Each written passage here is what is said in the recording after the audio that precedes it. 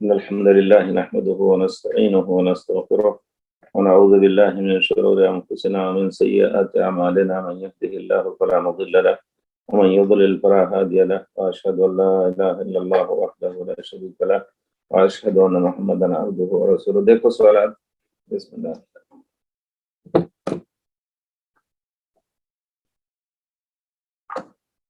بسم اللہ. بھائی پوچھ رہے ہیں امام حرم حنبلی نہیں تو پھر ناف کے نیچے ہاتھ کیوں باندھتے ہیں؟ کیا اہل حدیث ناصبی ہیں؟ نہیں تو آپ یہ کہیے کہ امام حرم حنفی کیا ہیں. آپ اگر پوچھ رہے ہیں کہ امام حرم زیر ناف باندھتے ہیں تو حنفی ہیں، حنبلی نہیں ہیں. آپ حنبلیوں کو یہ نہ کہیے کہ وہ زیر ناف باندھنے کا ان کا مسلک ہے. ان کا مسلک ہے سینے کے اوپر یا سینے کے نیچے تھوڑا پیٹ پر ملا کر کے، یہ ہے اصل مسلک ان کا. آپ ذرا تحقیق کیجئے. تو آپ کا سوال یہ ہونا چاہیے کہ امام حرم کو ہم نے دیکھا ناف کے نیچے ہاتھ مارتے ہیں، اس وجہ سے وہ حنفی ہیں، یہ کہیے آپ. تو آپ کا سوال شاید زیادہ، لیکن آپ نے کیا اہل حدیث ناصبی ہیں؟ دوسرا سوال اچھا، دوسری بات یہ کہ اگر امام حرم وہ سنت کے خلاف کوئی کام کر رہے ہیں تو ہمارے لیے قدوہ نہیں ہے، یہ آپ سوچ لیں. اور یہ اللہ کا حکم ہے، ہمارے ائمہ کا، صحابہ کرام کا. صحابہ ایک دوسرے سے اختلاف واضح طور پر کرتے تھے. حضرت ابوبکر سے اختلاف کرتے تھے، وہ خلیفۃ المسلمین تھے. حضرت عمر سے. یہ سب چیزیں اتنی واضح ہیں کہ اس کو وہی شخص سمجھ سکتا ہے جو اپنا طریقہ یہ بنا لے کہ ہم صحیح بات لیں گے جو قرآن حدیث اور صحابہ کرام اور ائمہ سے ثابت ہے. تو امام حرم اگر غلط پڑھیں، قرآن کی آیت بھی غلط پڑھ لیں، تو کیا آپ اس کو لے لیں گے؟ نہیں، کوئی بھی کام. لیکن ان کے یہاں تسامح یا سستی یا جو کچھ بھی ہو، لیکن اصل مسلک ان کا ہے کہ سینے کے اوپر یا پیٹ کے اوپر ہونا چاہیے. ایک روایت میں نا آپ کے نیچے، وہ بھی ضعیف.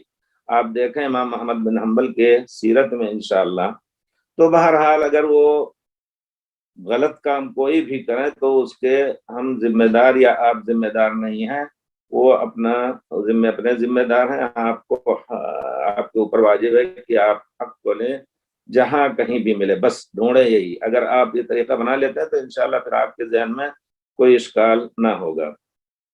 کیا اہل حدیث ناصبی ہوتے ہیں؟ ناصبی کا معنی کیا آپ بتانا چاہتے ہیں کہ ایک ہے خوارج اور خروج، یعنی خوارج ہونا، خوارج میں سے، یا تشیع شیعہ بن جانا، یا نصب عداوت صحابہ یا حضرت علی رضی اللہ تعالیٰ عنہ سے کرنا. تو کیا آپ کہہ سکتے ہیں کہ اہل حدیث ناصبی ہیں؟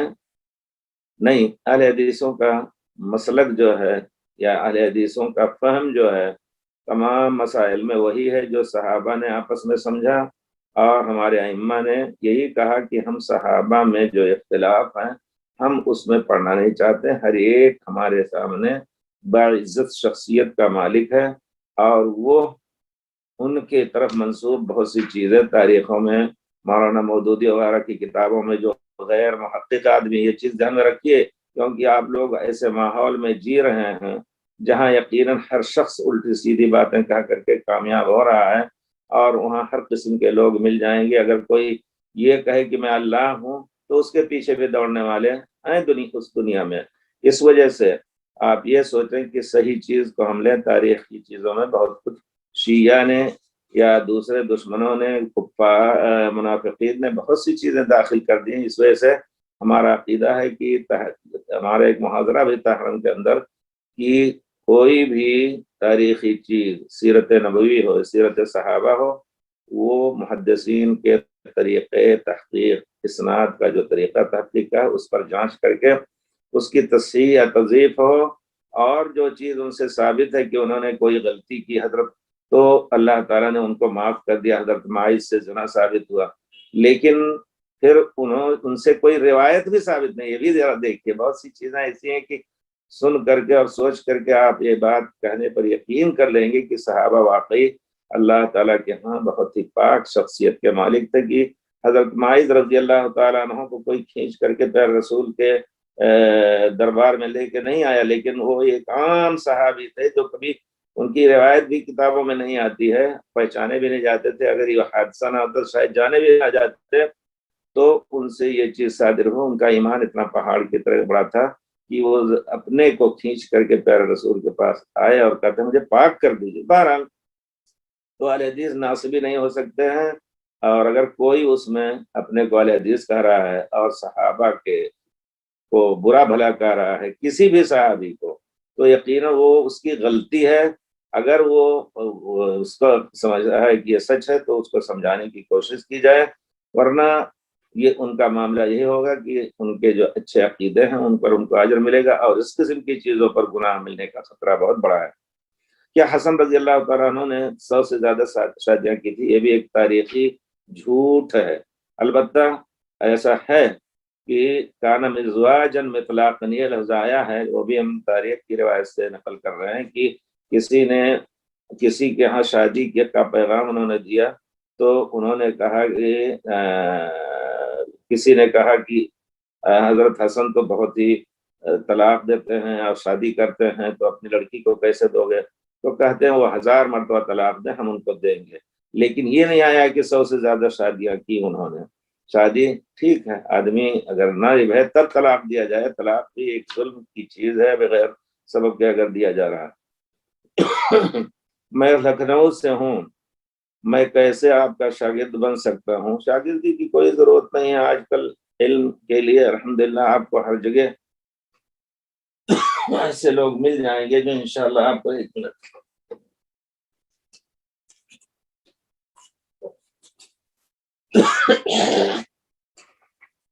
आप इंशाल्लाह अपने माहौल में ऐसे लोगों को ढूंढिए जो किताब सुन्नत पर अमल करने वाले हों। यकीनन मिल जाएंगे। आप उनके पास अपने जानू तलम्मुज़ तहक़ीक़ कीजिए, और फिर दुनिया में किसी से भी आजकल जो लिंक का तरीका है उनसे अपने मसाइल पूछिए, इंशाल्लाह ज़रूरी जिसमें आपको इश्काल हो ना। कोई एक आदमी जो आपके करीब है, दूर जा करके वक्त ज़ाया करना, अपना काम भी छोड़ना, और ये सब, ये तरीका नहीं रहा है। सहाबा कराम जिस तरह सीखते थे कि यकीनन हजरत आकर के प्यारे रसूल के जनाब में हाजिर होते थे, और नहीं मौका मिलता था तो बारी बांध लेते थे किसी से कि मैं तुम्हारा काम करता हूँ, आज अपना भी काम, जाओ जो कुछ सुनो प्यारे रसूल से आके हमें बता देना, कल मैं जाऊंगा तो ही काम करूंगा। तो इस तरह के इल्म के आजकल बहुत से रास्ते खुल चुके हैं, आप वहीं किसी को, लेकिन मेरी गुजारिश है कि वही शख्स जो अपने को ना देवबंदी कहते हो, ना कहता हो, ना नदवी कहता हो, और ना अपने को बरेलवी कहता हो, जो अपने को मुत्तबे सुन्नत कहता हो, उसको आप अहले हदीस कहें, मोहम्मदी कहें, असरी कहें, सलफी कहें, जो कुछ हो, हम नाम अपना लेंगे, लेकिन किसी को काफिर नहीं कहेंगे जब तक हक उनके कुफ्र का फतवा ना दे। आपने मेरी बात समझ ली इंशाल्लाह। अहले हदीस कभी मुनाजरा क्यों नहीं, मुनाजरा में कामयाब नहीं क्यों होते? आप कल आप मुझे बताइएगा या लिख के भेजिएगा, क्या आप किसी मुनाजरे में हाजिर हुए हैं? बस सुनी सुनाई बात, उल्टी सीधी बात। आप एक चीज समझ लें कि मुनाजरे का जमाना हम जहां तक समझते हैं हम नहीं रह गए। हक वाज़ेह ज्यादा से ज्यादा हो गया है, लेकिन एक जमाना था कि मुनाजरे से पूरे बस्ती की बस्ती एक ही वक्त में अहले हदीस हो जाती थी। इसी मुनाजरे से आप जरा मुनाजरे की तारीख पढ़िए। मऊ से एक किताब निकली है, मनाजरात इस्लाम या मनाजर इस्लाम, इस तरह की कोई चीज़ है, उसका शायद एक जुज़ मेरे पास है, तो उसको पढ़िए तो देखिए अल्लाह ताला की मदद कितनी होती थी इन अहले हदीस उलमा के साथ। और फिर मौलाना सनाउल्लाह मरसरी कादियानियों से क्या मुनाजरा करते थे, किस तरह देखा आपने, और फातिह कादियान की बहरहाल लंबी बात है। तो आपने ये सुनी सुनाई बात, या ये कि क्यों कामयाब नहीं होते हैं, कभी आपने किसी मुनाजरे में शिरकत की है? अगर शिरकत की हो तो उसकी रिपोर्ट दीजिए। उनके यहाँ क्या है, शोर कर लेते हैं बस, और कुछ नहीं। दलील हमने पाकिस्तान के मुनाजरे जो कभी कभी सुने हमने, तो ताज्जुब होता है कि लोग अल्लाह से डरते नहीं हैं, हक नहीं चाहते हैं, बल्कि शोर शराबा करके और हंस हंसा करके और खत्म कर देते हैं कि क्या नाम है, मगलूब हो गए। बहरहाल अगर मैं तरह तरह के गुनाह कर रहा हूँ और अल्लाह से माफ़ी भी मांग रहा हूँ, अस्तगफिरुल्लाह वगैरह कहकर, तो क्या फिर भी मुझे अल्लाह दोज़ख में डालेगा? अगर उसकी मर्जी होगी, देखिए उसकी मर्जी होगी, उसकी मर्जी ये है कि जिसने नेक काम किया है हम उसको जहन्नम में नहीं डालेंगे। जिसने ला इलाहा इतना कह दिया है, जिसने ला इलाहा इल्लल्लाह इखलास से कह दिया है, वो जहन्नम में नहीं जाएगा हमेशा के लिए। गुनाह किया है, उसका खमियाजा भुगत करके, उसका अजाब भुगत करके फिर वो जन्नत में बहरहाल जाएगा। जो लफ्ज है हदीस का, मन क़ाल ला इलाहा इल्लल्लाह दखल अल जन्नह, जिसने ला इलाहा इल्लल्लाह कह दिया यानी इखलास कल्ब के साथ, तौहीद उसकी रही, किसी को शरीक नहीं किया, ना बुत, ना पीर, ना मुरीद, ना और कोई, तो अल्लाह ताला रसूल ने फरमाया कोई जन्नत में दाखिल होगा। अगर गुनाह किया है तो उसको उसका अजाब, और अगर अल्लाह चाहे तो बगैर अजाब तो उसको दाखिल कर दे। तो आदमी को सोचना चाहिए कि गुनाह हम गलती से करते हैं या इस उम्मीद पे कि अल्लाह बड़ा रहीम करीम है। नहीं, इन्नमा तौबतु अलल्लज़ीना यामलून अस्सूअ बिजहाला, गलबे शैतान या गलबे नफ्स की बिना पर कभी आदमी के आंख पे पर्दा पड़ जाता है, उसकी बिना पर अगर उसका गुनाह हो गया। लेकिन ये कि लोग कहते हैं ये काम, शराब ना पियो, अल्लाह ताला बहुत बड़ा गुनाह है, हराम है। नहीं नहीं, अल्लाह बहुत बड़ा माफ करने वाला है। तो ऐसे लोगों को अल्लाह ताला उनकी तौबा को कबूल नहीं करता है। तो होना ये चाहिए कि हम हमेशा अज़्म करने की कोई गुनाह नहीं करें, लेकिन 1000 बार गुनाह करें, इस अज़्म के साथ अल्लाह से रोएं, गिड़गिड़ाएं, तो इंशाअल्लाह अल्लाह ताला माफ कर देगा। हमारे ख्याल से मेरी बात आप समझ गए इस बारे में। सिर्फ ये नहीं कि जानबूझ करके गुनाह करते रहें, जानते हैं जा रहे हैं, लंबा सफर करके गलत काम करने जा रहे हैं, इस सफर में भी दिल जो है अल्लाह से नहीं डर सका, तो इसका माना यह है कि वो जानबूझ करके गुनाह किया जाता है। ऐसे गुनाह अल्लाह माफ नहीं करेगा, ऐसे गुनाह के तौबे को अल्लाह माफ नहीं करेगा। और अल्लाह की मर्जी ये नहीं है कि हम जबरदस्ती जिसको चाहे, लेकिन एक अकीदे का मसला है कि हम अल्लाह के बंदे हैं, अल्लाह हमारे साथ जो चाहे करे, हमारा अमल हमें नजात नहीं दे सकता है अल्लाह की रहमत के बगैर। ये अकीदा है लोगों का, और ये सही अकीदा है कि जिस तरह एक किताब है, उसका एक वर्क हम पढ़ रहे, 2 वर्क पढ़ रहे, हमारी किताब है, अल्लाह के हम ममलूक हैं, अल्लाह की हम मिल्कियत हैं। अल्लाह ताला हमारे साथ जो चाहे करे, अल्लाह जालिम नहीं होगा। लेकिन अल्लाह ने अपने ऊपर ये फैसला कर लिया, मन आमन व अमिल सालिहन फलहु अज्रुहु, जिसने जो ईमान लाया, अमल सालिह किया, तो उसको अजर हम देंगे। अल्लाह का वादा सच है।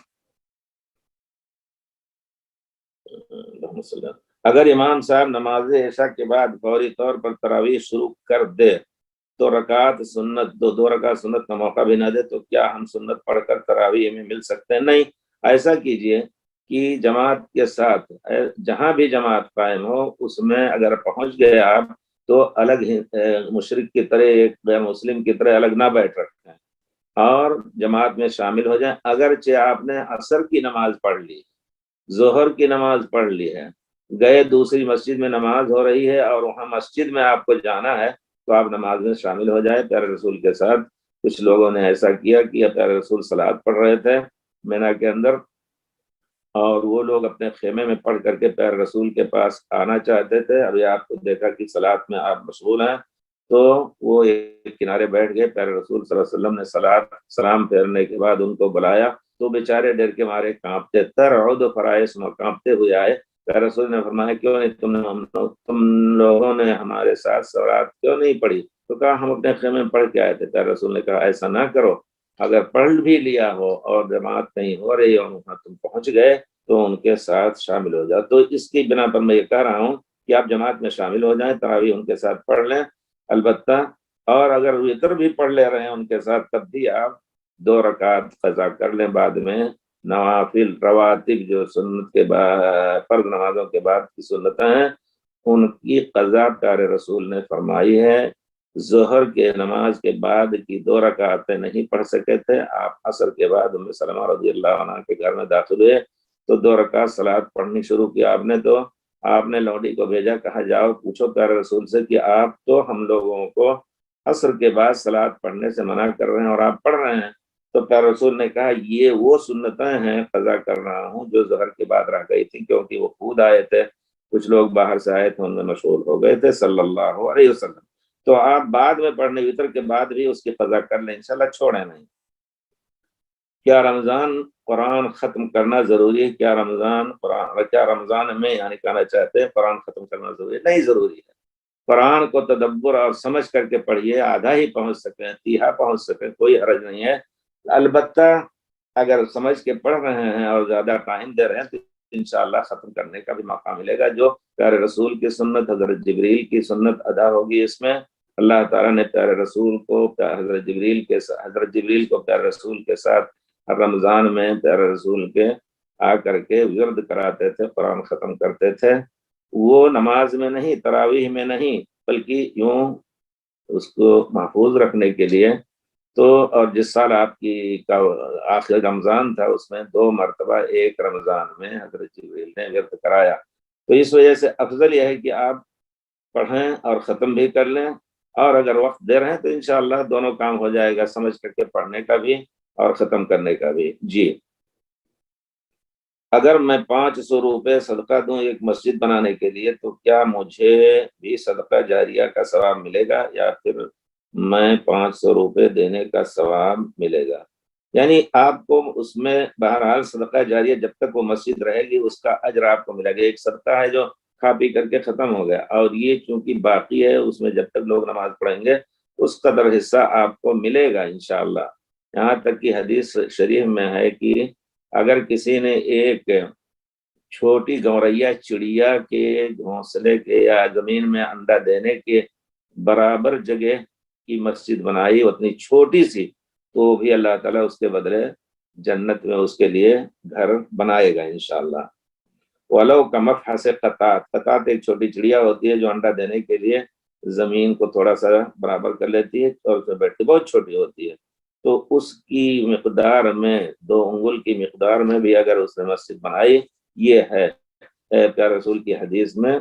تو اس کا مطلب ہے کہ جس طرح اخلاص کے ساتھ چھوٹی ہو بڑی مسجد ہو یا اس میں جتنا بھی شریک ہو، انشاءاللہ وہ صدقہ جاریہ کا اجر ملے گا انشاءاللہ۔ صدقہ جاریہ آپ کی اس نیت سے دے رہے ہیں تو ملے گا، برابر ملے گا انشاءاللہ۔ بعض اہل حدیث سے سنا ہے کہ اور ان کا عقیدہ ہے کہ تقلید کرنا علماء کو رب بنانا ہے، اور توحید ربوبیت میں شرک ہے۔ الوہیت یا ربوبیت، جی، لہذا مقلد مشرک ہے، ہمیشہ جہنم میں رہے گا۔ بعض اہل حدیث سے سنا، حقیقت میں سنا ہے یا ایسے لوگ باتیں بنا لیتے ہیں، یا آپ نے بات بنا لی ہے؟ آپ سے میں پوچھوں گا، اگر آپ نے کسی اہل حدیث سے سنا ہے تو اس اہل حدیث سے مجھے ملائیے اور میں اس سے بات کروں۔ وہ اہل حدیث ہو ہی نہیں سکتا ہے۔ اہل حدیث تو وہ ہے کہ ہر ایک کے ساتھ قولوا للناس حسنا، اچھی بات عدل و انصاف کی کرے۔ لیکن آپ یہ جان لیں، میں بھی کہوں گا کہ جو شخص، میں بھی الحمدللہ، میں تو اہل حدیث کا ایک ادنا بچہ ہوں، اہل حدیث الحمدللہ گھر میں پیدا ہوا، الحمدللہ ماحول میں وہی سب کچھ تھا، اور اللہ کا شکر ہے کہ حدیث رسول کا علم اور تفسیر کا علم اللہ نے دیا اللہ کے فضل سے۔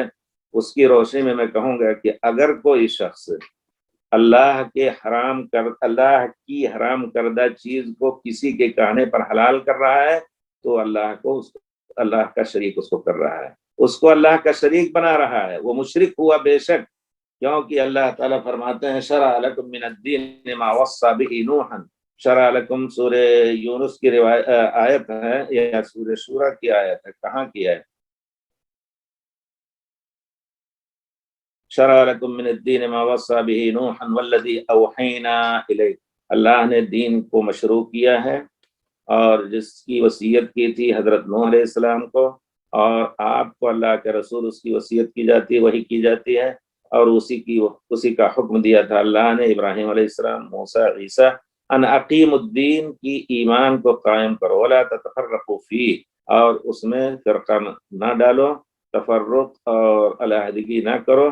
کبر علی المشرکین ما تدعوهم الیہ، مشرکین کے اوپر آپ کی دعوت بڑی بھاری لگتی ہے۔ تو اللہ ہی نے یہ دین جو ہے مشروع کیا ہے۔ اب اگر کوئی شخص کسی حلال کو حرام، حرام کو حلال کہہ رہا ہے اور اللہ نے اس کو اس کے الٹا کہا ہے تو یقیناً وہ اللہ کے ساتھ اس کو شریک کر رہا ہے اور مشرک ہوگا اگر اس کا عقیدہ یہ ہے۔ اگر غلطی ایسا میں کر رہا ہے تو اللہ تعالیٰ اس کو معاف کریں، کسی شبہ کی بنا پر، تعویل کی بنا پر کرا تو اس کا معنی الگ ہے۔ ہمارے بھائی لوگ جو ہیں دیوبندی ہیں، حنفی شافعی جو بھی ہوں، وہ کبھی اس قسم کی چیزیں تعویل کی بنا پر کر جاتے ہیں، لیکن کبھی کبھی سن کر کے دل کانپ جاتا ہے، وہ کہتے ہیں اگرچہ یہ حدیث صحیح ہے لیکن ہمارے امام نے اس کو نہیں لیا، اس وجہ سے ہمارے اوپر اس کا لینا واجب نہیں۔ یہاں شرک پھر رسالت ہو جاتا ہے، اللہ کی رسالت میں کسی اور کو آپ نے شریک کیا، اور نہ امام چاہتے تھے نہ کوئی چاہتا تھا کہ اس طرح کا معاملہ ان کے ساتھ کیا جائے۔ تو اگر اللہ کی حلال کردہ چیز کو حرام کر رہا ہے اور حرام کردہ چیز کو حلال کر رہا ہے تو اللہ پر بہت بڑا جھوٹ باندھ رہا ہے، اور وہ اللہ اور کوئی آدمی اس کو سچ مان کر کے اسی کی پیروی کر رہا ہے تو اللہ کے ساتھ اس کو شریک کیا اس نے، کیونکہ اللہ تعالیٰ فرماتے ہیں وَلَا تَقُولُوا لِمَا تَصِفُ أَلْسِنَتُكُمُ الْكَذِبَ هَذَا حَلَالٌ وَهَذَا حَرَامٌ، کسی چیز کو اپنی زبان سے کہہ کر کے کہ یہ حلال ہے، اپنی طرف سے نہ کہو کہ یہ حلال ہے یا حرام ہے۔ لِتَفْتَرُوا عَلَى اللَّهِ الْكَذِبَ، اللہ پر جھوٹ باندھتے ہو، حلال حرام صرف اللہ کرنا اللہ کا کام ہے، اللہ کے ذریعے پیارے رسول نے اس کی خبر دی ہے۔ ان الذين يفترون على الله الكذب لا يفلحون، جو اللہ پر جھوٹ باندھتے ہیں وہ کامیاب نہیں ہوں گے۔ تو اس وجہ سے اب اگر کوئی کہتا ہے کہ تمام مقلد، ہر قسم کے مقلد کافر ہے تو وہ غلط ہے، میں کہوں گا غلط ہے، کافر کہنا غلط ہے، لیکن ہم کہیں گے کہ غلطی پر ہیں، غلطی پر ہیں۔ اب جیسے میں نے ایک کتاب لکھی، اس کو حاصل کرنے کی کوشش کیجیے، علماء دیوبند کو مشورہ، صرف اس وجہ سے کہ آپ کے لکھنؤ کے مولانا سجاد خلیل الرحمن سجاد صاحب نے ایسی بات کہی جس سے دل میں یہ بات آئی کہ نہیں اس کے بارے میں کچھ ہونا چاہیے، لیکن ہم نے مناظرہ یا تردید یا سخت کلامی کے بجائے ہم نے نصیحت اور خیر خواہی کے الفاظ کے ذریعے اس میں ہم نے ان کے سامنے مسئلہ واضح کیا ہے۔ کہتے ہیں یہ غیر مقلدیت، اس کو مٹانا ہے، اور یہ جامعہ اسلامیہ اس کو پھیلا رہی ہے، سعودی عرب اس کو سہ دے رہی ہے، یہ سب چیزیں جو ہیں انہوں نے کہی ہیں۔ تو ہم نے کہا کہ بھائی کیا غیر مقلدیت جرم ہے؟ غیر مقلدیت تو اتباع سنت کا نام ہے، آپ اتباع سنت پر حملہ کر رہے ہیں، آپ کے اس قول کی چوٹ اور ضرب لگ رہی ہے پیارے رسول پر، اللہ کے اوپر، پیارے رسول کے اوپر، صحابہ کرام جنہوں نے وہ سمجھا کہ اللہ عرش پر ہے اور آپ کہتے ہیں کہ نہیں اللہ عرش پر نہیں ہے۔ بہرحال اس کو پڑھیے، آپ کتاب اگر مل سکے ہو تو انشاءاللہ اس کو پڑھیے۔ تو اگر کوئی اہل حدیث یہ عقیدہ رکھتا ہے کہ تقلید کرنے والے تمام علماء یہ مشرک ہیں، نہیں، یہ چیز انصاف کی نہیں ہے۔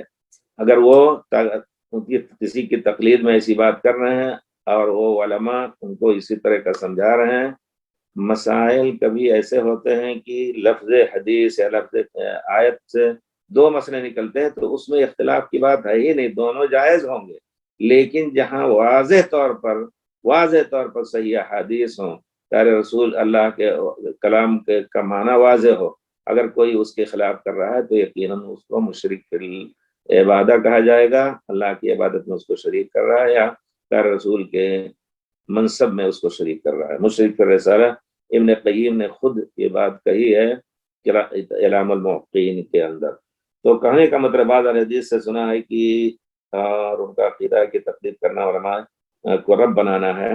جی ہاں، اگر آپ ان کی بات حلال اور تحلیل اور تحریم میں، تو پیارے رسول نے وہ حدیث آپ نے سنی ہوگی، عدی ابن حاتم بیٹھے ہوئے پیارے رسول کے پاس آئے اسلام لانے، تو آپ یہ آیت پڑھ رہے تھے اتخذوا احبارهم ورهبانهم اربابا من دون اللہ، انہوں نے یہود و نصارہ نے اپنے علماء اور پادریوں کو اللہ کے علاوہ رب بنا لیا۔ سنیے لفظ اربابا من دون اللہ، تو انہوں نے کہا کہ نہیں، ہم تو ان کو رب نہیں بناتے تھے۔ تو پیارے رسول نے فرمایا کیا یہ بات نہیں ہے کہ جس چیز کو وہ حلال کہہ دیں اگرچہ حرام ہو تو تم حلال سمجھتے تھے؟ کہاں یہ بات ہے، اور جس چیز کو وہ حرام کر دیں حالانکہ اللہ نے اس کو حلال کیا ہے تو پھر تم لوگ اس کو حرام سمجھتے، کہا یہ بات ہے۔ تو آپ نے فرمایا یہی عبادت ہے کہ اللہ کے دین میں کسی اور کو دخل دیا جائے۔ بہرحال مسئلہ واضح ہے، جو سمجھنا چاہے، جو نہیں سمجھنا چاہتا ہے ہم ان کو ڈراتے ہیں اللہ سے کہ قیامت کے دن کھڑے ہو کر کے ہمیں صرف اللہ اور رسول کے بارے میں پوچھا جائے گا، کسی امام کے بارے میں پوچھا نہیں جائے گا۔ تو ہر ایک کو ہماری یہ دعوت خواہی کی دعوت ہے کہ ہر ایک صحیح مسئلے کو تلاش کر کے اور پھر اس پر زندگی، صحیح عقیدہ پہلے صحیح کیجئے، کتاب و سنت اور صحابہ اور ائمہ کے طریقے پر، پھر اپنے عمل کو کی بھی اصلاح ہو، اسی طرح اللہ سے ڈرے۔ آج کل جو حالات ہیں، نہ جوان ہے، ہر وقت جوان ہو بوڑھا ہو کسی وقت بھی ہو موت کے گھاٹ اتر سکتا ہے۔ دیکھیے 2-4 دن کے اندر کتنے لوگ چلے گئے۔ تو ہمیں ڈر کر کے توبہ استغفار کر کے عزم کرنا چاہیے کہ ہم انشاءاللہ ہر اس چیز کو لیں گے جو کتاب و سنت سے ثابت ہے۔ دوسروں کو ہم کافر نہ کہیں جب تک کہ علماء اس کے کفر کا فتویٰ نہ دیں۔ ہم عام بچے جو ہیں وہ ذرا سا ادب سے گزاریں زندگی اور فتنہ نہ بنے۔ اللہ تعالی ہم سب کو توفیق دے۔ انشاءاللہ پھر سوالات ہوں گے تو بھیجیے گا۔ اعوذ باللہ السمیع العلیم من الشیطان الرجیم۔ اللہ تعالیٰ فرماتے ہیں سورہ جاثیہ کی آیت 20ویں آیت ہے، ھذا بصائر للناس وھدی ورحمۃ لقوم یؤمنون۔ ھذا بصائر للناس، یہ بصیرت کی چیزیں ہیں۔ ھذا اشارہ ہے قرآن کی طرف، جس کا اشارہ اللہ تعالیٰ نے فرمایا اس سے پہلے والی آیت میں قرآن کے اتارنے کا۔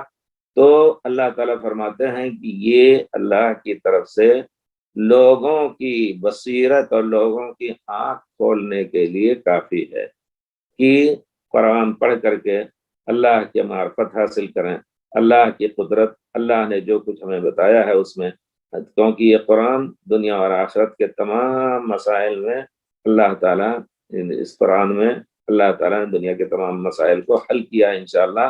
اسی وجہ سے اللہ تعالیٰ نے فرمایا ان ھذا القرآن یہدی للتی ہی اقوم، ہر اچھی چیز کی طرف یہ قرآن ہدایت کرتا ہے اللہ تعالیٰ کے حکم سے۔ تو اس وجہ سے ہمیں یہ جاننا چاہیے کہ ہم اپنا طریق عمل یہ کر لیں کہ ہم قرآن کے ذریعے، حدیث رسول کے ذریعے سے ہم اپنا ایمان مضبوط کریں، اپنے ایمان کی تصحیح کر کے اور پھر اس پر قائم رہنے کی اللہ سے دعا کریں، یا مقلب القلوب ثبت قلبی علی دینک۔ یہ بصائر ہیں۔ یہاں لغوی معنی کے اعتبار سے ھذا یہ مذکر کا صیغہ ہے، بصائر مؤنث کا صیغہ ہے، تو علماء نے اس کی تعویل کی ہے کہ ھذا کا مطلب یہ قرآن، بصائر یعنی اس میں بہت سی بصیرتیں ہیں۔ تو یہ قاعدے کے تحت اس تعویل اور اس تفسیر کے ذریعے مذکر کا خبر مؤنث لانا جائز ہوگا۔ بہت سے عربوں کے کلاموں میں یہ چیز پایا گیا، اور قرآن عربوں کے کلام کے اندر نازل ہوا ہے، عربی میں نازل ہوا ہے۔ ھذا بصائر للناس وھدی ورحمہ، اور یہ ہدایت ہے، بے شک ہر اچھی چیز کی طرف ہدایت کرتا ہے، اور ہدایت ہے بری چیزوں سے بچنے کا یہ قرآن کریم، اور رحمت ہے۔ یقیناً جب ہمیں اللہ تعالیٰ ہدایت دے گا، انشاءاللہ ہدایت دے گا قرآن کو سمجھنے کا، تو قرآن ہمیں حکم دیتا ہے کہ پیارے رسول کی اتباع، پیارے رسول کی بھی اطاعت کریں، تو ہمارے دل کے اندر کبھی یہ کھوٹ پیدا نہیں ہوگی یا کھوٹ نہیں ہوگا، کھوٹ ہوتی ہے کہ ہوتا ہے، کھوٹ پیدا نہیں ہوگا کہ ہم امام کی بات کے خلاف کر رہے ہیں۔ نہیں، جب یہ بھی بات ثابت ہو گئی کہ پیارے رسول کا ایک قول ہے اور امام کی طرف منسوب، کیونکہ یہ حدیث پوری تحقیق کے ساتھ اس کو صحیح کہا گیا ہے، اور امام کی طرف منسوب قول کتنے ہیں جن کی کوئی سند بھی نہیں ہے۔ تو اس وجہ سے یہ یقین کر لیں کہ یہ ہمارے لیے انشاءاللہ ہدایت کا سامان ہے، اور اللہ کی رحمت اس ہدایت پر ہماری دنیا میں بھی نازل ہوگی، آخرت میں بھی نازل ہوگی۔ آپ الذین آمنوا وعملوا الصالحات کی فہرست ان آیتوں کی دیکھ لیجئے، جس میں اللہ نے فرمایا ہے کہ جو لوگوں پر ایمان لائے، عمل صالح کیے، ان کے لیے کیا کیا نعمتیں اللہ تعالیٰ نے دنیا کی اور اللہ تعالیٰ نے آخرت کی نعمتوں کی خوشخبری دی ہے۔ تو اللہ کی رحمت میں وہ لوگ رہیں گے۔ اللہ کی رحمت یہ بھی ہے، ان تنصروا اللہ ینصرکم، اللہ کی مدد کرنے، قرآن اور سنت پر عمل کرنا ہے۔ اللہ کی مدد کرو گے تو اللہ تعالیٰ تمہاری مدد کرے گا۔ وَأَنْتُمُ الْأَعْلَوْنَ إِن كُنتُم مُؤْمِنِينَ، اگر اللہ پر، اللہ کی کتاب پر، اللہ کے رسول پر ایمان ہے تو تم ہی سربلند رہو گے۔ اب ہم خود سوچ لیں کہ مسلمان کیوں ذلت کی سمندر کے گندے پانی میں وہ ڈوب رہے ہیں، اللہ اکبر، اس وجہ سے کہ وہ اختلاف میں آپس میں ایک دوسرے کے دشمن ہیں، ایک دوسرے کو مٹانے کی کوشش کر رہے ہیں۔ مولانا سجاد کی تقریر آپ سنیں جو ہم نے اس کو نوٹ کیا ہے، اس سے معلوم ہوتا ہے کہ بیچارے मुत्तबईन सुन्नत को मिटा करके ही दम लेने की कोशिश कर रहे हैं। ऐसा ही है। बहरहाल अल्लाह ताला माफ करे। तो गोया ये बसायर है लिन्नास, हर चीज में अल्लाह की तरफ से आँख और दिल खोलने के लिए, कि बसीरत कहते हैं, यानी हर चीज में वो इंशाअल्लाह हिदायत अल्लाह की तरफ से पाएगा। शर्त यह है कि उसको उसी तरह समझे जिस तरह उतरा था, प्यारे सहाबा ने जिस तरह समझा। अकीदे में भी अल्लाह ने कहा अर्रहमान अल अर्श इस्तवा, सहाबा ने ये नहीं समझा कि अल्लाह ताला हर जगह है। ओहो माकुम ऐनमा कुंतुम, वो तुम्हारे साथ है अल्लाह ताला जहां भी तुम हो। इसका ये माना हरगिज नहीं किसी ने समझा कि अल्लाह ताला हमारे बगल में है, हर एक के बगल में चलता फिरता आगे पीछे।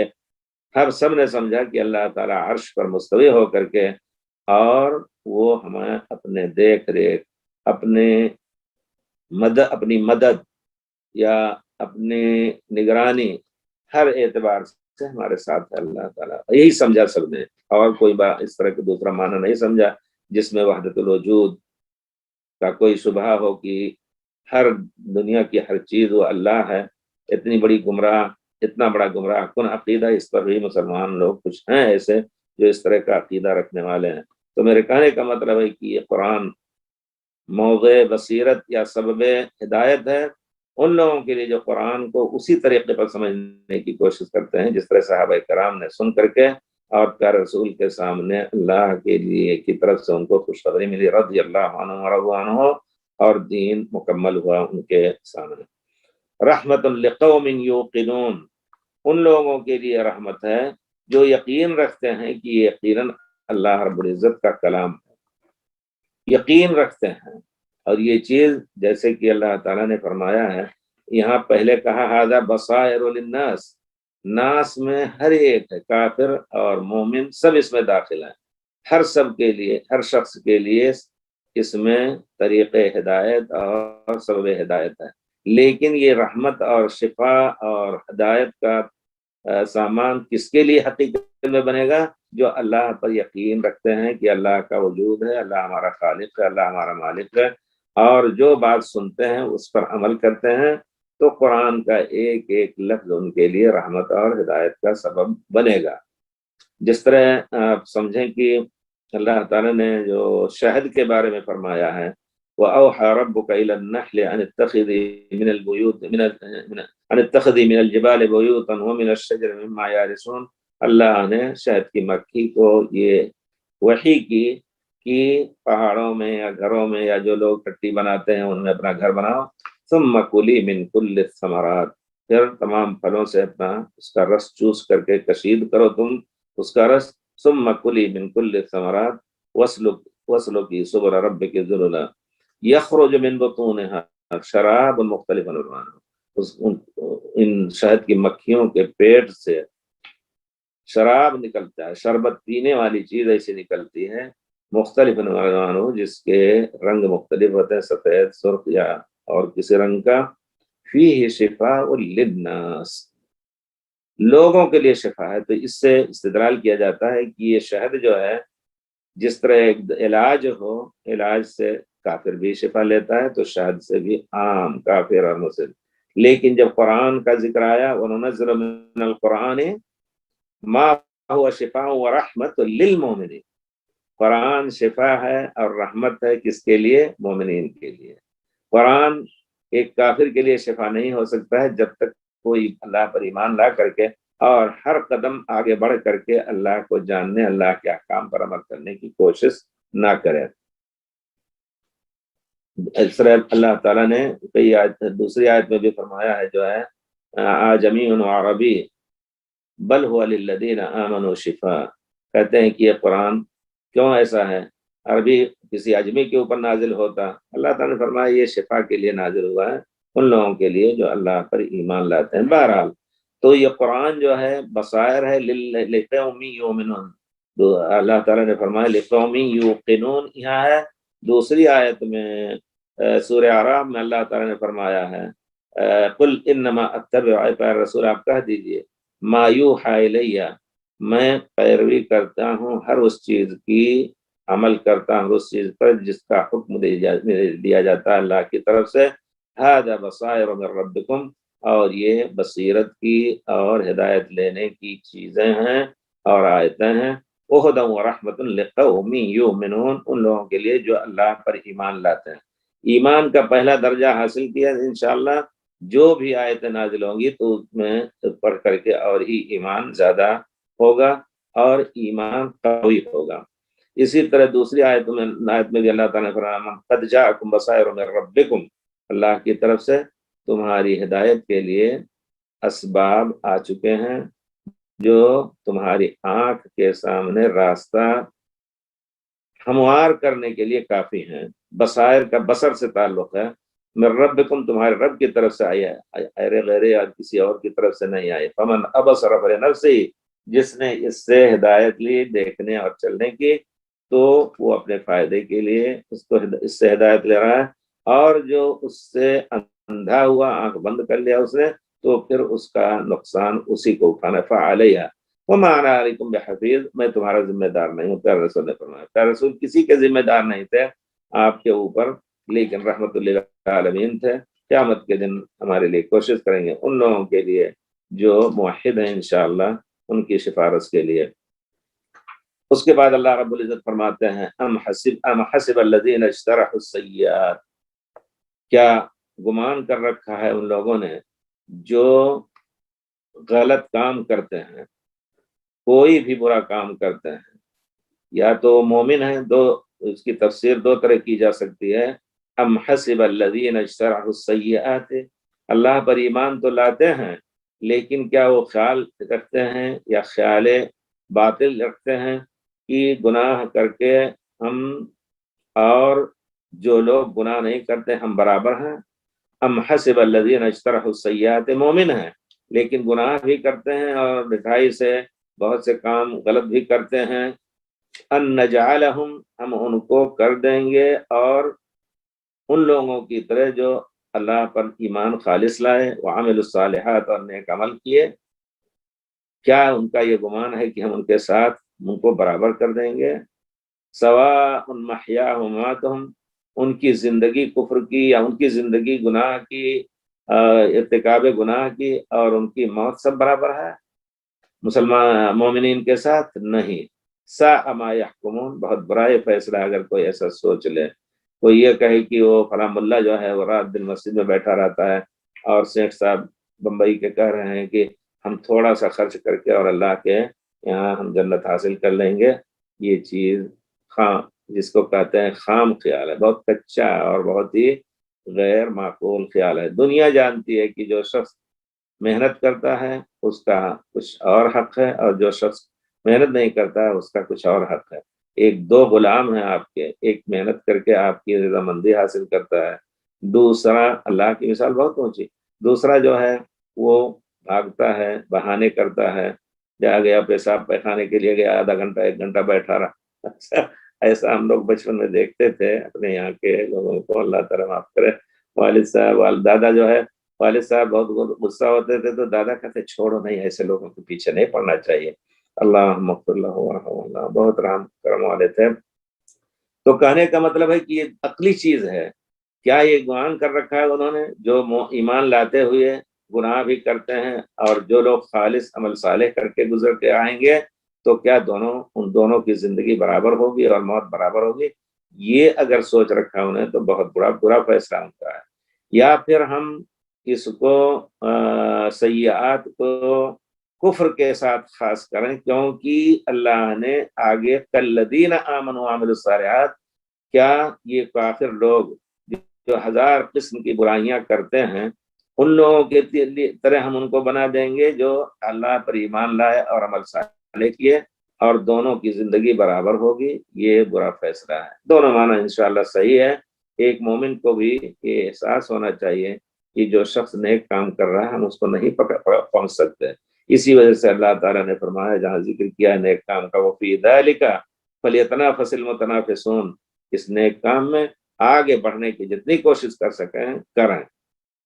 हम हसिबल्लज़ीना इज्तरहुस सय्याति, यहाँ हदीस शरीफ एक जिक्र की जाती है तफसीर में, सही रिवायत में है حضرت مسروق کہتے ہیں کان قال علی رجل من اہل مکہ، مکے کے ایک آدمی نے مجھے بتایا کہ ہذا مقام اخی کا تمیم الداری، یہ جگہ جو تھی یہاں حضرت تمیم داری بیٹھا کرتے تھے یا صلات پڑھا کرتے تھے، قیام لیل کرتے تھے۔ لقد رأیتہ قام لیلۃ، میں نے ان کو دیکھا کہ ایک رات انہوں نے قیام میں گزارا، صبح تک یا صبح کے قریب تک انہوں نے قیام اللیل کیا، صرف ایک آیت اللہ کی کتاب کی پڑھتے تھے اور رکوع اور سجدہ کرتے تھے اور روتے تھے، بار بار یہی پڑھتے تھے، یعنی سورہ فاتحہ کے ساتھ انشاءاللہ۔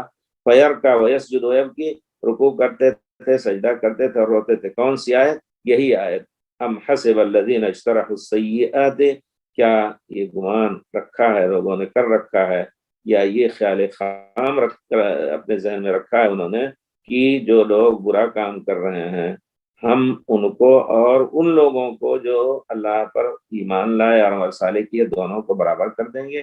نہیں، سواء محیاہم ومماتہم، دونوں برابر ہوں گے۔ یہ بہت برا فیصلہ ہے۔ اس کو یاد کر کے اور اسی آیت کو سوچ کر کے وہ پوری قیام اللیل کی انہوں نے اور روتے ہوئے انہوں نے گزارا۔ تو اس سے معلوم ہوتا ہے یقیناً کہ ہم مسلمانوں کے لیے بھی یہ آیت ہے، یہ نہیں کہ صرف کفار کے لیے ہے۔ مسلمانوں کو آپس میں سوچنا چاہیے کہ ہم نے کیا غلطی کی، اس وجہ سے محاسبہ نفس، وَلْتَنْظُرْ نَفْسٌ مَا قَدَّمَتْ لِغَدٍ بہت ہی اہم چیز ہے۔ اللہ تعالیٰ کو جس کو توفیق دے دے یقیناً تو انشاءاللہ وہ روزانہ اپنی اصلاح اس طرح کر سکتا ہے کہ اپنا حساب کر لے کہ آج دن میں ہم نے کیا نیک کام کیا، کیا برا کام کیا، کیا کسی کو کسی کے دل پہ ٹھیس لگائی یا کسی کو تکلیف دی، جا کر کے توبہ معافی مانگ کر کے اور ان کے لیے دعا کریں۔ یہ سب چیزیں کر کے انسان اپنے صحیفہ اعمال کو الحمدللہ گناہوں سے پاک کر سکتا ہے۔ تو ہونا یہ چاہیے، اسی وجہ سے حضرت تمیم داری رضی اللہ تعالیٰ عنہ اس آیت کو گویا سمجھتے تھے کہ چاہے وہ کافر ہو یا مومن ہو دونوں برابر نہیں ہو سکتے، یا مومن عامل اور مومن بدعمل دونوں برابر نہیں ہو سکتے۔ اس کو سوچ کر کے رات بھر انہوں نے اسی ایک آیت میں قیام اللیل کی۔ اللہ تعالیٰ اور پھر اللہ تعالیٰ فرماتے ہیں ان الذین هم من خشیۃ ربهم مشفقون، ہمارے نیک بندے وہ ہیں جو اللہ کے ڈر سے ہمیشہ کانپتے رہتے ہیں۔ والذین هم بآیات ربهم یؤمنون، اللہ کی آیتوں پر ایمان لاتے ہیں۔ والذین هم بربهم لا یشرکون، اور جو اللہ کے ساتھ اپنے رب کے ساتھ شریک نہیں کرتے۔ والذین یؤتون ما آتوا،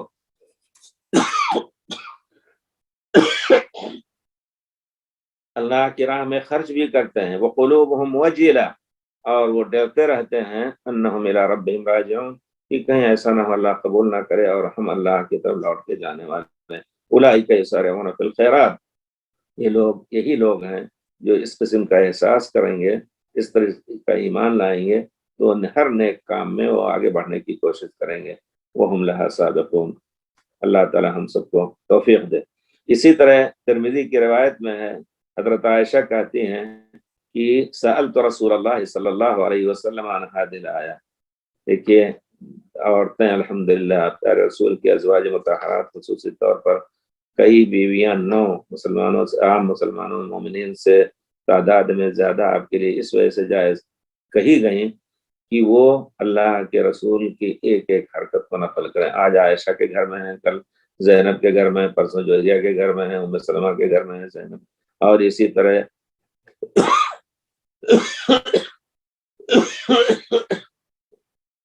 اور دوسری ازواج کے گھر میں۔ تو جو کچھ کرتے تھے پیارے رسول وہ انہوں نے نقل کیا، اور ہمارے ائمہ نے ان کی مسانید میں، مسند امام احمد دیکھیے ازواج مطہرات کی جو روایتیں الگ الگ ہیں تو اس طرح نقل کرتی ہیں۔ حضرت عائشہ کہتی ہیں سألت رسول اللہ صلی اللہ علیہ وسلم عن هذه الآیہ، میں نے اس آیت کے بارے میں پیارے رسول سے سوال کیا تو آپ نے فرمایا فقلت، تو ہم نے یہ پوچھا کہ کیا اس سے مراد وہ لوگ ہیں جو شراب بھی پیتے ہیں، زنا بھی کرتے ہیں اور چوری کرتے ہیں، یہ لوگ مراد ہیں ام حسب الذین اجترحوا السیئات سے؟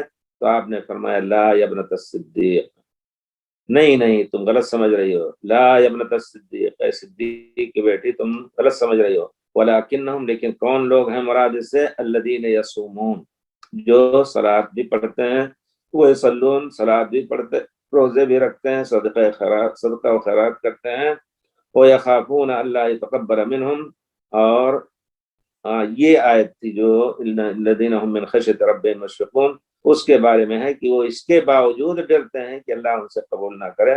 اولئک یسارعون فی الخیرات، وہ لوگ ہیں جو نیکیوں میں دوڑتے رہتے ہیں، نیکیوں میں آگے بڑھنے کی کوشش کرتے ہیں۔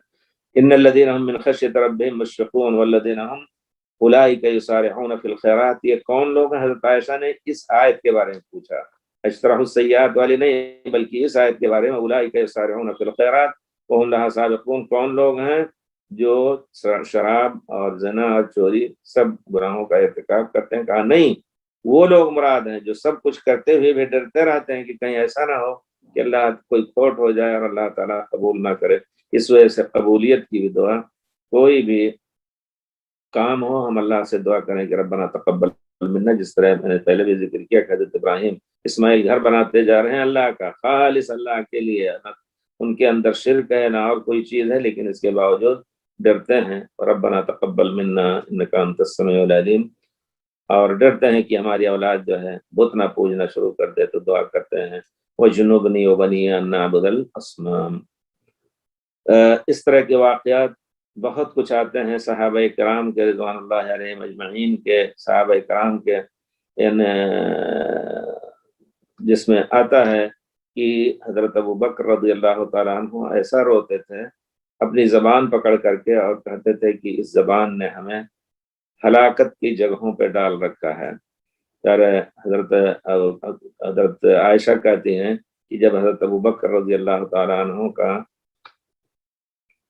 کی موت کا وقت قریب ہوا، جانکنی کا عالم ہوا، تو کہتے ہیں یا بنیہ، اے میری بیٹی، انی اصبت من مال المسلمین هذه العبایا، میں مسلمانوں کے مال میں سے یہ چادر مجھے ملی ہے یا لیا ہوں، اور یہ برتن لیا ہوں، اور یہ غلام لیا ہوں، فاسرعی به الى ابن الخطاب، جو ابن خطاب ہمارے بعد خلیفہ ہوں گے، اور ان کو جلدی سے ان کے پاس پہنچا دو۔ اور پھر انہوں نے کہا واللہ لأوددت، حضرت ابو بکر کہتے تھے کہ میں چاہتا تھا، میری خواہش ہے، میں پسند کرتا ہوں کہ میں ایک شجرہ ہوتا، یعنی درخت ہوتا کہ لوگ کھا لیتے یا کاٹ کر کے پھینک دیتے۔ اسی طرح قتادہ کہتے ہیں بلغنی، مجھے خبر ملی ہے کہ حضرت ابو بکر کہتے تھے لیتنی خضرۃ تاکل الدواب، میں ایک عام گھاس کی طرح ہوتا کہ چوپائے ہمیں کھا لیتے۔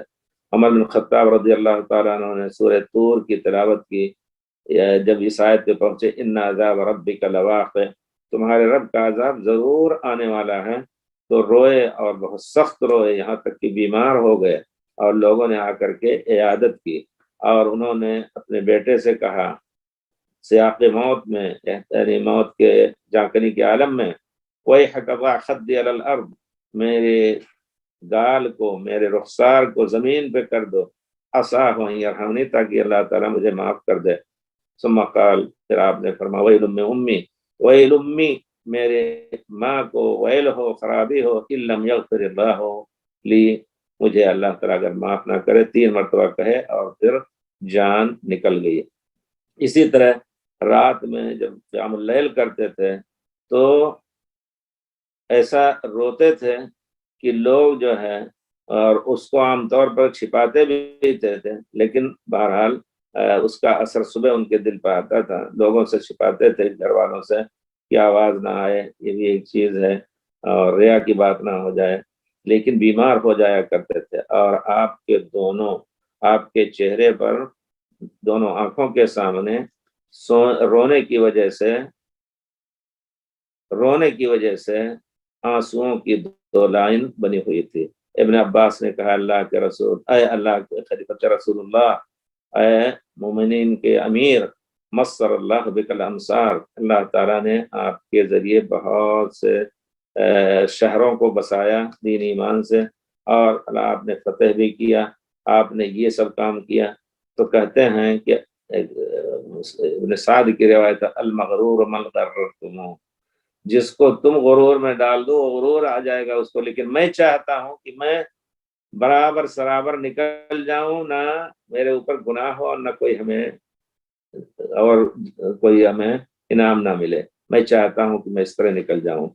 عثمان بن عفان بھی اسی طرح جب قبر پر کھڑے ہوتے تھے بہت روتے تھے اور کہتے تھے کہ اگر میں جنت اور جہنم کے درمیان ہوں تو مجھے یقین نہیں ہوگا کہ میں جنت میں جاؤں گا جب تک چلا نہ جاؤں. تو یہ سب ہمارے اسلاف کا طریقہ تھا. ہم بھی اپنے نفس کو اس طرح بنائیں کہ ڈرتے رہیں اور صلوات پڑھیں تو ایسا پڑھیں کہ جیسے سپارہ رسول نے پڑھی ہے، تاکہ اس کی قبولیت ظاہری قبولیت میں شبہ نہ ہو، لیکن اس کے باوجود ذہن چاروں طرف چلتا رہتا ہے، کمی ہو جائے تو اللہ سے دعا کرنا چاہیے کہ اللہ تعالیٰ قبول فرمائے. جی پھر اس کے بعد اللہ تعالیٰ فرماتے ہیں وَخَلَقَ اللَّهُ السَّمَاوَاتِ وَالْأَرْضَ بِالْحَقِّ وَلِتُجْزَىٰ كُلُّ نَفْسٍ بِمَا كَسَبَتْ وَهُمْ لَا يُظْلَمُونَ. اللہ تعالیٰ نے زمین و آسمان کو حق کے ساتھ پیدا کیا ہے، یعنی اس میں جو چیزیں ہیں یا زمین و آسمان میں جو حکم اللہ کا ہے وہ سچ ہے اور عدل اور انصاف پر مبنی ہے. عدل و انصاف پر مبنی ہے، یعنی جو لوگ گناہ کرتے ہیں وہ یہ نہ سوچ لیں کہ اللہ تعالیٰ چاہے گا ہم جیسے کہ کسی اور نے کہا تھا کہ رَضِيتُ إِلَىٰ رَبِّي لَأَجِدَنَّ خَيْرًا مِنْهَا مُنْقَلَبًا. ہمارے پاس 2 باغیچے ہیں اور اچھے سے اچھے پھل آتے ہیں، لیکن اللہ کی طرف پاس جب لوٹ کے جاؤں گا تو اس سے اچھی چیز ہمیں انہیں ملے گی. اپنے طور پر انہوں نے یہ اپنا عقیدہ قائم رکھا تھا. تو اللہ تعالیٰ نے فرمایا نہیں، زمین و آسمان کو اللہ نے پیدا کیا ہے. الذی خلق الموت والحیات لیبلوکم ایکم احسن عملا. اس میں رہنے والوں کے لیے موت و حیات جو دی ہے تاکہ وہ عمل دیکھے کہ کون اچھے سے اچھا عمل کر رہا ہے. تو اس میں کوئی چیز ایسی نہیں ہے جو لغو ہو، سب حق ہی پر مبنی ہے. ہاں اگر فرشتے ہیں آسمانوں میں تو ان کو بھی اللہ تعالیٰ نے کچھ چیزوں کا حکم دیا ہے، مکلف کیا ہے. زمین میں جتنے بسنے والے انس اور جن ہیں جن کو مکلف کیا ہے ان پر بھی جو فرائض واجب کیے ہیں اس میں کوئی کھوٹ نہیں، نہ کوئی کمی ہے، نہ کوئی عیب. اور ظلم ہے اللہ کی طرف سے، حق ہی حق پر مبنی ہے، جیسا کہ لفظ حق عدل اور انصاف اور اس کے سچ ہونے پر دلیل ہے. وَلِتُجْزَىٰ كُلُّ نَفْسٍ مَّا كَسَبَتْ.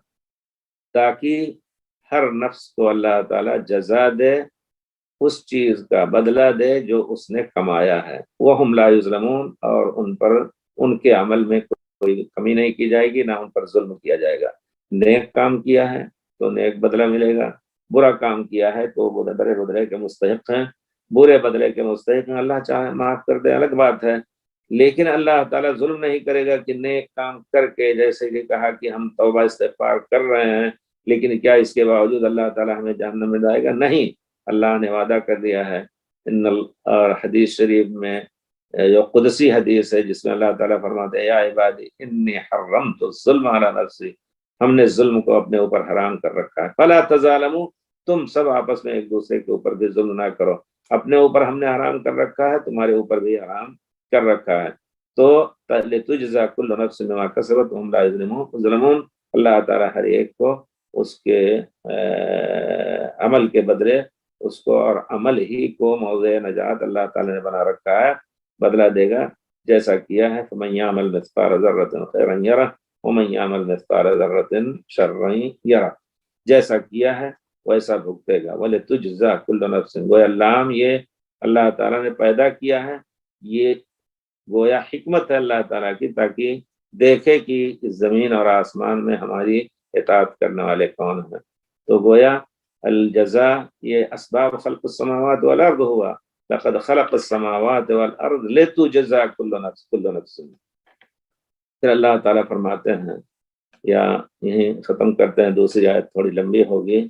افرأیت من اتخذ الہ وہوہ. اس کی تفسیر جی کیا آپ نے دیکھا، فرماتے ہیں افرأیت من اتخذ الہ وہوہ. کیا آپ نے ایسے شخص کو دیکھا جس نے اپنے خواہش نفس کو اپنا معبود بنا رکھا ہے.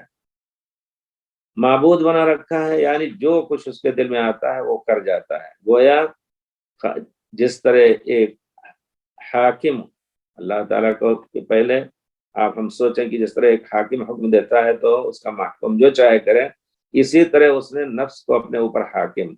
نفس کو انسان کو چاہیے کہ اللہ جو اس کا اصل معبود ہے، اس کا خالق اور مالک اور اس کی تمام روزی کا مالک اور سب چیز کا مالک ہے، چاہیے کہ وہ اللہ تعالیٰ کے احکام کی اتباع کرے، لیکن یہ اس کو اللہ کی طرح بنا کر کے اپنے ہوائے نفس اور اپنے خواہش نفس کو جو کچھ نفس چاہتا ہے وہ کرتا رہتا ہے، غلط کام، شراب پیے، چوری کرے، ڈکیتی کرے، لوگوں کو قتل کرے، جو کچھ ہو، تو کیا جس کو اللہ تعالیٰ نے ایسا، جو اللہ تعالیٰ کے ساتھ ایسا کر رہا ہے، وعد اللہ اللہ علی علم، بہت سے ایسے بھی ہوتے ہیں جن کو اللہ تعالیٰ نے علم بھی دیا ہوتا ہے کتاب و سنت کا، دین و ایمان کا، لیکن اس کے باوجود اللہ نے ان کو گمراہ کر رکھا، یعنی وہ گمراہی کی طرف گئے، اور یہ بات واضح ہے کہ اللہ تعالیٰ ظالم نہیں ہے، جب کوئی گمراہ راستے پر چلنے کی کوشش کرے اللہ تعالیٰ اس کے لیے بھی آسان کر دے گا، فَسَنُيَسِّرُهُ لِلْيُسْرَىٰ